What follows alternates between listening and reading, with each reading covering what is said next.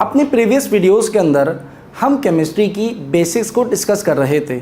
उन्हीं बेसिक्स में से एक टर्म एटम की है कि एटम क्या होता है। So atom is the smallest and basic unit of every matter. Atom matter का सबसे छोटा हिस्सा होता है। चलिए इसको हम समझते हैं एक एग्जाम्पल से। सपोज कर लीजिए कि ये एक बिल्डिंग है। क्या आपने कभी सोचा कि ये बिल्डिंग किस चीज़ से मिलकर बन रही है?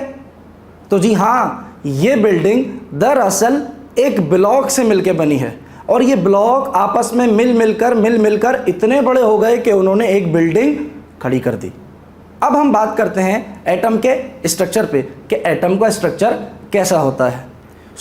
ये एक एटम का स्ट्रक्चर है। आप देखें कि इसके सेंटर में न्यूक्लियस है और इसके इर्द गिर्द बहुत सारे राउंड सर्कल्स हैं। इन राउंड सर्कल्स को ऑर्बिट कहा जाता है। एटम के सेंटर में जो न्यूक्लियस है, इसमें प्रोटॉन और न्यूट्रॉन एग्जिस्ट करते हैं। चूंकि न्यूक्लियस में मौजूद प्रोटॉन पॉजिटिवली चार्ज होते हैं और न्यूट्रॉन न्यूट्रल होते हैं, इस वजह से न्यूक्लियस पॉजिटिव चार्ज शो करता है, जबकि इसके इर्द गिर्द मौजूद ऑर्बिट्स में इलेक्ट्रॉन रिवॉल्व करते हैं और इलेक्ट्रॉन नेगेटिवली चार्ज होते हैं। तो ये कुछ गुफ्तगू थी एटम के एलिमेंट्री पार्टिकल्स की।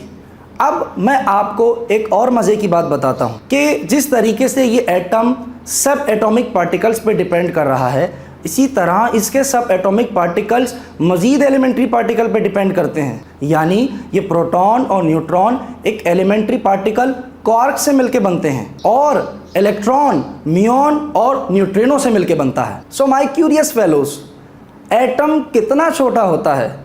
अगर मैं आपको एक फैक्ट बताता चलूं, आप सांस लें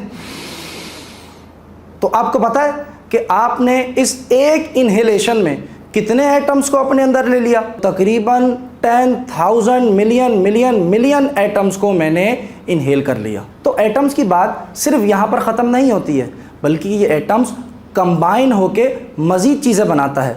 उनको डिस्कस करेंगे हम नेक्स्ट वीडियोज़ के अंदर।